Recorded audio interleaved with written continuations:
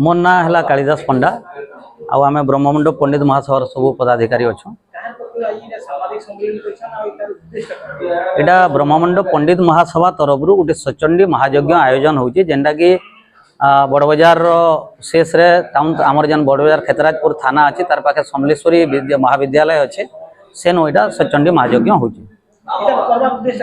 उद्देश्य गोटे न उद्देश्य है कि विश्व शांति समस्ते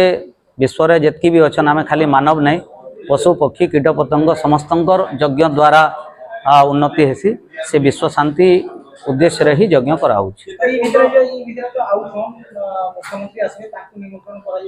आम एक्चुअली कन्फर्मटा जानी नहीं पार्बार फिर भी आज आम चेष्टा करमु जदि मुख्यमंत्री आसुचन बोले आम निश्चित भाव में निमंत्रण दमु आउ से आशा करमु से यज्ञ के जेहेतु संबलपुर आसुचन एत बड़ यज्ञ होचे निश्चित भाव आसबे बोली आमर आशा है।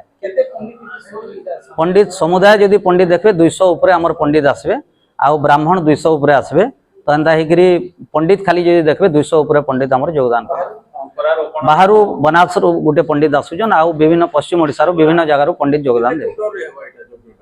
इटा नवकुंडीय हवा अंकुरारोपण पूर्णाहुति का प्रोग्राम टा आज्ञा अनाथ आज्ञा कौन